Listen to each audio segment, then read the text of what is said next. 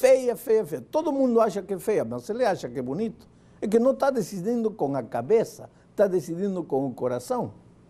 Agora é interessante, quando nós queremos levar uma pessoa para Cristo, só damos doutrina, doutrina, doutrina, doutrina, doutrina. E esquecemos que as decisões da vida não se tomam com a cabeça. As decisões da vida se tomam com o coração. Nós temos que aprender muitas coisas dos publicistas, os publicitários, não sei, os que fazem propaganda. Eles trabalham com a necessidade. Há um grande professor de pregação chamado Henry Fosdick, e ele diz uma coisa interessantíssima. Todos os comunicadores, chamem-se comunicadores, professores, pastores, se você está pregando o evangelho, é um comunicador. Se você é um instrutor bíblico, é um comunicador. Se você é um professor de classe bíblica, é um comunicador. O radialista é um comunicador, o homem de televisão é um comunicador. Bom, este professor de pregação, Henry Fosdick, disse: todos os comunicadores começam a apresentar sua mensagem partindo das necessidades de seus ouvintes. Agora veja o que ele diz. Unicamente os pastores, unicamente os religiosos, eu diria, unicamente os instrutores bíblicos, unicamente os professores de classes bíblicas, acham que as pessoas vêm para a igreja porque estão querendo saber quantos metros mediam os muros de Babilônia. Oh, querido, você entende o que o professor está querendo falar? Ele diz assim: se você quer convencer as pessoas, tem que tocar o coração, tem que trabalhar com as necessidades, tem que trabalhar com as emoções. Mas eles dizem, os religiosos não. Os religiosos acham que as pessoas vêm à igreja porque estão querendo informação religiosa. Não, querido. Você tem que se perguntar por que uma pessoa entra numa igreja. Está desesperada. O casamento está destruído, os filhos nas drogas, está endividado, está enfermo, não sabe o que fazer, não tem dinheiro, vai perder a casa, não tem para pagar aluguel. Ai, meu Deus, se lembra de Deus, corre para a igreja. E aí você está mais preocupado em dizer para ele quantos metros mediam os muros de Babilônia, quantos cavalos andavam por cima dos muros. Oh, querido, se eu fosse um homem desesperado, que fui para a igreja para ver se Deus resolve meus problemas, e te ouço dizer que 8 cavalos andavam pelos muros de Babilônia, em meu coração eu diria, olha, e a mim que me interessa? Eu vim aqui porque não tenho dinheiro para pagar o aluguel, eu vim aqui porque meu filho está nas drogas, que me interessa que quantos cavalos andavam pelos muros de Babilônia? O que estou querendo falar para você? Que se você quer levar as pessoas para tomar decisões, tem que trabalhar com as emoções. Quer dizer, você pega a Bíblia e primeiro você dá a doutrina racional. Olha, Jesus disse isto, isto, isto. A por B mais B igual a C. Prova com a cabeça, porque as emoções são traiçoeiras, veja. Se você já entra mexendo na emoção, uma vez que as emoções estão revoltas, é como a poeira num balde de água. A água está limpa e embaixo a poeira. Se você remexer aí, depois, para novamente a poeira sentar, leva tempo. Bom, as emoções são como a poeira. Se você mexer nas emoções, aí o raciocínio já não entende as verdades. Então, sem mexer emoções, você vai apresentar as verdades na mente, para a mente entender, para compreender. O sábado é o dia do Senhor por isto, por isto, por isto. Jesus vai voltar por isto, por isto, por isto. Muito bom, mas aí não terminou o estudo bíblico. Agora, você precisa comprometer a pessoa com a verdade bíblica. Porque aí está a coisa, o propósito do ensinamento bíblico não é informar. O propósito do ensinamento bíblico é fazer que a pessoa se comprometa com a verdade que aprendeu, mas então você baixa para as emoções. De que maneira? Contando uma historinha triste? Não. Relacionando como essa necessidade vai ajudar a resolver os problemas dessa pessoa. Porque vamos a falar da volta de Cristo. Jesus vai voltar, todo olho verá, e quando ele voltar, os mortos ressuscitarão, e ele será visível, virá numa nuvem de anjos. Essa é a verdade racional. E a pessoa ouve, interessante. Mas quando você diz assim, você está machucado na vida, você está sangrando, teu lar está destruído, você está sofrendo, você não sabe o que fazer. Você perdeu um ser querido há poucos dias. Olha o que Jesus disse. Quando Jesus voltar, ninguém mais vai te fazer sofrer. A história do pecado vai chegar ao fim. Quando Jesus voltar e o anjo soar a trombeta, aquela pessoa querida que você perdeu vai ressuscitar, você vai poder abraçar. Aí você está tocando as emoções. Aí a pessoa começa, eu quero que Jesus volte. Se você não toca as emoções, a pessoa termina, interessante, Jesus vai voltar. Acabou. Mas se você toca as emoções, a pessoa diz, não, eu quero que Jesus volte. Eu quero que Jesus volte agora. Eu quero entregar minha vida a Jesus. É por isso, querido, que se você deseja levar as pessoas a tomar decisões, você tem que trabalhar na mente e depois tem que trabalhar no coração. É por isso que quando eu prego, sempre termino contando uma história. Porque as histórias da vida real, na história da vida real, a pessoa que está ouvindo a pregação, ela se vê refletida. Interessante, a história dessa pessoa é muito semelhante para mim. Eu também perdi meu esposo, eu também um dia tive problemas com o filho, eu também estou endividado. A pessoa vai relacionando com a história que eu estou contando a sua vida. Então, eu mostro o Evangelho como soluções para os problemas, para os dramas, as tragédias dessa pessoa. Imediatamente a pessoa relaciona essas respostas para ele. Eu quero esse Cristo, eu quero esse Evangelho, eu quero me entregar meu coração a Jesus. Por quê? Porque a verdade racional foi comprometida com as emoções. Por isso, querido, seja um instrumento nas mãos de Deus. Deixe-se usar pelo Senhor Jesus Cristo. Não tenha medo. Eu acho que para levar uma pessoa para Cristo, a técnica eu acabo de te dar, mas essa é a técnica. A técnica sem oração não vale nada, porque quem toca o coração mesmo é o Espírito Santo. E aí você tem que clamar, clamar, clamar a Deus. O problema nosso, querido, é que quando se trata de ganhar trazer pessoas para Cristo, de cumprir a missão, já saímos como loucos para pregar, levando convites, levando livros, levando isso. Tudo isso está certo. Mas antes de fazer isso, lembre-se de Atos 1. Quando o Senhor Jesus deu a missão para seus discípulos, eles dizem, mas antes permanecei em Jerusalém até que recebais a chuva do Espírito Santo. Por quê? Porque nós precisamos do poder do Espírito para a pregação. Quem transforma as vidas é Jesus. Quem toca o coração, o Espírito Santo, não é o ser humano. E aí nós temos que orar, orar, orar.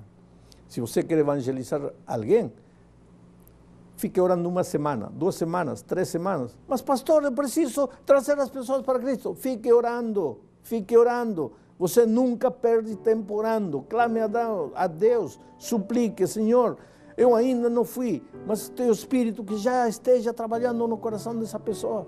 Fique orando, ore, não canse de orar. Agora, à medida que você vai orando, o que está acontecendo? O Espírito de Deus está trabalhando no coração da pessoa lá, mas você está crescendo na sua experiência espiritual. Então é uma bênção, está vendo? É uma bênção. Quando você se levantar e for lá, o Espírito já trabalhou no coração. O Espírito já preparou o coração. Por isso, a Bíblia diz, irá andando e chorando aquele que semeia a preciosa semente, mas voltará com alegria, trazendo a recompensa. A recompensa lá no reino dos céus vai ser grande, grande, grande. Você não tem ideia, querido. Sabe, as estrelinhas que eu terei no reino dos céus não serão porque eu preguei e fiz um apelo. Essas estrelinhas pertencem às pessoas que foram e trouxeram seus amigos para as reuniões evangelísticas, às pessoas que acompanharam, às pessoas que oraram por eles. E você é apenas um instrumento de Deus. E na hora da pregação, pois, você traz um amigo e quando eu estou fazendo o apelo, aí a pessoa fica orando em seu coração, você fica orando em seu coração pelo amigo, que o Espírito de Deus toque seu coração, e quando chega o momento do apelo, você pode até fazer uma sugestão para acompanhar seu amigo à frente, e a alegria que você vai sentir quando seu amigo abrir o coração e dizer: Senhor, te entrego minha vida. E você foi um instrumento de Deus, Deus te usou, você participou. Comprometa-se. A alegria que traz o saber que você foi importante nas mãos de Deus para chegar ao coração de uma pessoa, você não pode comprar com dinheiro, não se paga com nada. Experimente essa alegria. Coloque-se nas mãos de Deus. A atenção do povo precisa ser atraída. Nossa mensagem é um cheiro de vida para a vida ou de morte para a morte. Está em jogo o destino de almas. Multidões estão no vale da decisão. Uma voz deve ser ouvida a proclamar: se o Senhor é Deus, segui-o, e se Baal, segui-o. Sem a presença do Espírito de Deus, nenhum coração será tocado. Pecador algum ganho para Cristo. Próximo tema: organizando a igreja para a colheita.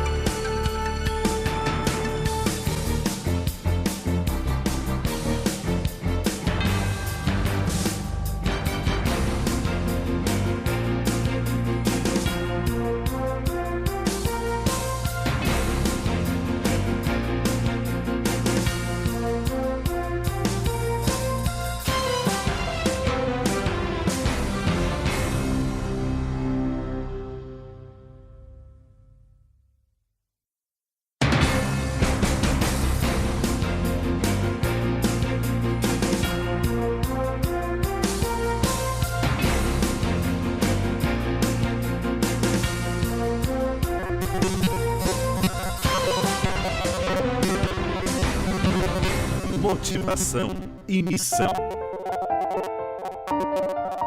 Não é o propósito de Deus que os ministros devam fazer a maior parte do trabalho de semear as sementes da verdade. Que os membros da igreja ergam a bandeira da verdade em sua vizinhança, armem os pastores sua tenda e preguem a verdade ao povo com poder. E depois mudem-se para outra vizinhança e aí preguem a verdade. Organizando a igreja para a colheita. Pastor, que atividades devem ser organizadas na igreja local para que possa ser feita uma grande colheita? E como que os membros podem participar dessa semeadura? Vou responder essa pergunta lendo um texto bíblico. Apocalipse, capítulo 22, o último capítulo do Apocalipse, verso 17, diz assim: o Espírito e a noiva dizem: vem. Aquele que ouve, diga: vem. Aquele que tem sede, venha. E quem quiser, receba de graça a água da vida. Interessante aqui. Diz: o Espírito e a noiva dizem: vem. Quem é a noiva? A noiva é a igreja. Então, a missão não é somente da igreja, é do Espírito. O Espírito e a noiva dizem: bem. Mas a missão também não é só do Espírito. Diz o Espírito e a noiva. Quer dizer, a missão evangelizadora é trabalho conjunto do Espírito e da igreja. A igreja sem o Espírito não vai fazer nada. Mas o Espírito precisa da participação da igreja para ele tocar o coração das pessoas. Quer dizer, precisa que a pessoa esteja participando da missão, porque quem vai se aproximar, quem vai abrir a Bíblia, quem vai trazer a pessoa para a igreja? O Espírito pode fazer sozinho, não precisa da igreja, mas a igreja precisa fazer isso para crescer na sua experiência espiritual. Agora, tem outro elemento mais aqui. Diz: o Espírito e a igreja dizem bem. E aquele que ouve, esse ainda não forma parte da igreja, ele está ouvindo, ele está conhecendo o Evangelho recém, mas ele já deve estar dizendo: vem. Ele deve estar procurando amigos. Quer dizer, quando uma pessoa se batiza, já devem estar sentadas lá na igreja os amigos que ele está trazendo para a igreja. Ele ainda não é membro, mas ele já está trazendo. Oh, querido, se esta dinâmica de evangelização se fizesse uma realidade da igreja, você já imaginou o que ia acontecer? A igreja tem uma participação grande. Hoje nós falamos de colheita, colheita, colheita. Falamos de evangelismo de colheita. Antigamente, as campanhas de evangelismo duravam 2 meses, 3 meses. Por quê? Porque praticamente não havia igreja nas cidades. Então, se não havia igreja, não havia membros. Quem ia sair, quem ia fazer a oração intercessória, quem ia bater as portas, quem ia dar estudos bíblicos, quem ia procurar os amigos? Não havia igreja. Então, o que fazíamos? Pegávamos um evangelista, uma equipe de instrutores bíblicos e mandávamos. Ellen White disse isso. Como evangelizaremos as grandes avenidas de oportunidades? Grandes avenidas de oportunidades, para ela, eram as grandes cidades. Como evangelizaremos? Nada podemos fazer a não ser escolher homens que receberam o dom do evangelismo, com uma equipe de evangelismo e mandar essas pessoas para essa cidade. Então, o evangelista chegava numa cidade e durante 3 meses, primeiro falava de saúde, falava de família, depois apresentava a Bíblia, a doutrina, e depois de 3 meses, batizava e deixava uma igreja estabelecida. Mas Ellen White também disse, já depois que a obra começou a ser implantada nas cidades, ela disse assim: quando o pastor chegar numa cidade onde já tiverem alguns crentes, quando diz alguns crentes, a que número está se referindo? 2, já é alguns crentes. Então, quando o pastor chegar a um lugar onde já tiver alguns crentes, já não é o trabalho do pastor sair e estar fazendo o trabalho de evangelização. Agora, seu trabalho é capacitar, treinar, inspirar e levar os membros para a ação. Por quê? Porque o membro precisa crescer. Por que mais? Porque quando Cristo voltar, vai fazer uma pergunta: onde está a igreja que eu te pedi que você prepare para mim? Você percebe, querido? O trabalho de evangelização não é porque Deus não pode evangelizar o mundo. O trabalho de evangelização é porque o membro da igreja precisa crescer na sua experiência espiritual. Isso temos falado farto ao longo de todo este seminário. O membro da igreja, você, meu prezado, você precisa crescer na sua experiência espiritual, por isso Deus te confiou a missão. Agora veja, na evangelização, em nosso tempo, já falamos de evangelismo de colheita. O evangelismo de colheita dura uma semana, pode durar 4 dias, e te digo mais, pode durar 1 dia. Por quê? Porque o evangelista de colheita, ele já não dá o corpo doutrinal. Por quê? Porque a igreja, no trabalho de preparação, tem dado o corpo doutrinal. Para haver colheita, tem que haver semeadura e tem que haver cultivo. Como é que vai haver colheita se a igreja não semeou, se a igreja não cultivou? Então, qual é a missão da igreja? Antes de realizar uma campanha de colheita, a missão da igreja é semear e cultivar. De que jeito?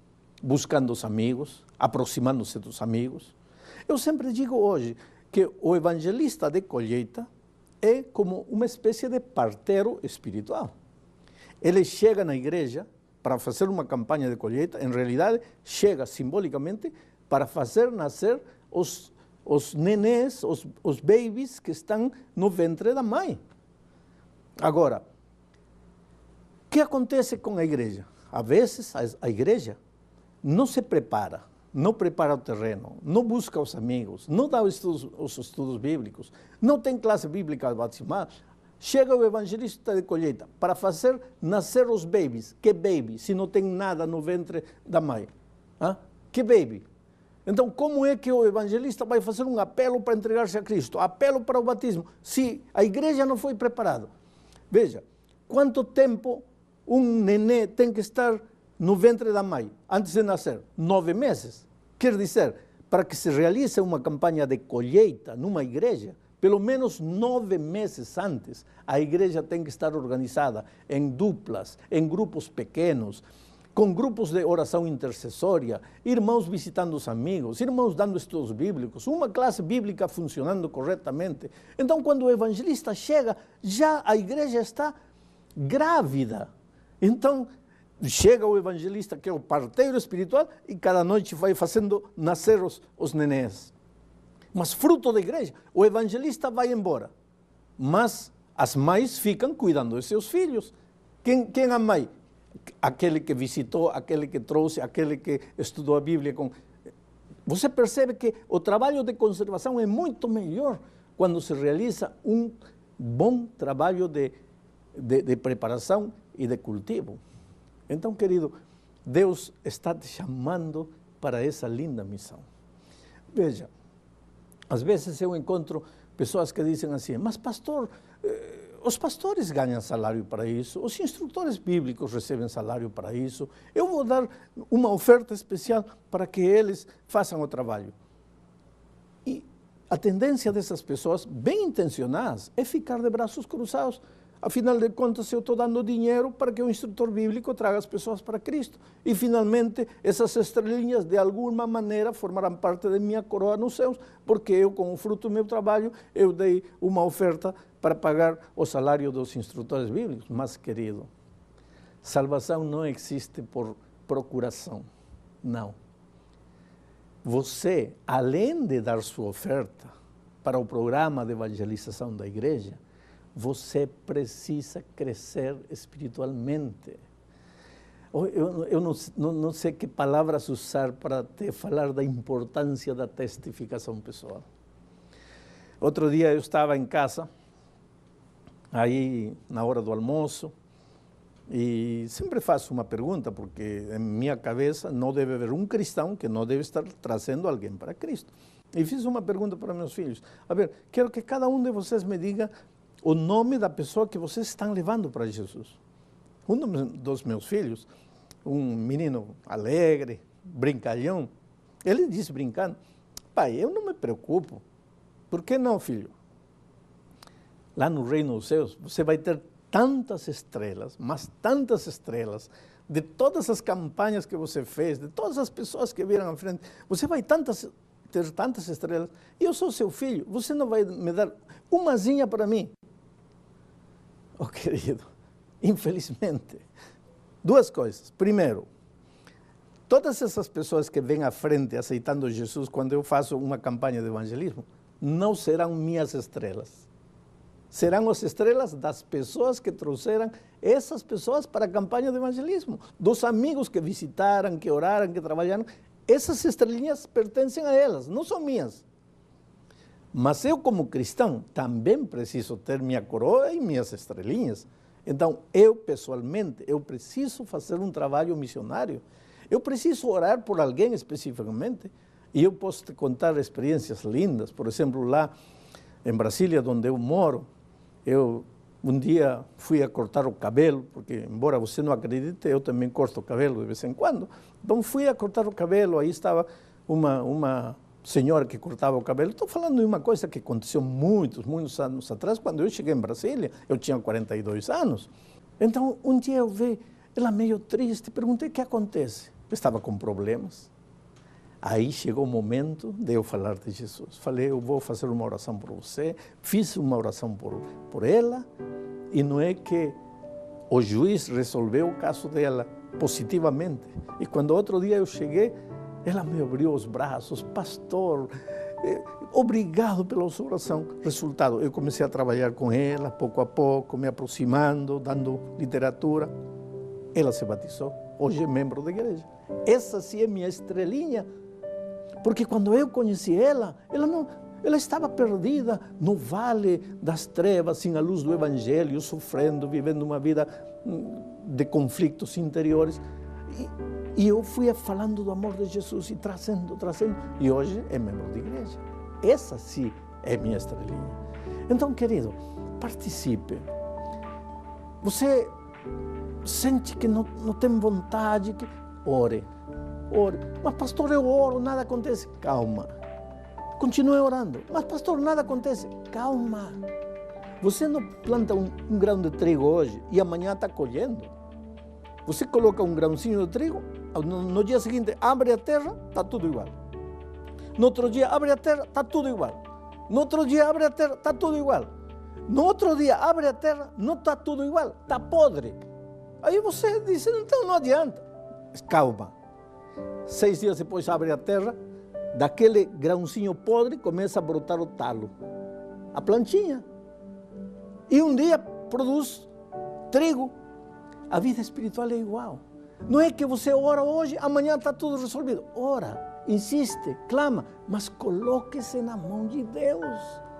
Deixe-se usar pelo amor de Jesus. Olha, e no reino dos céus, eu quero ver você.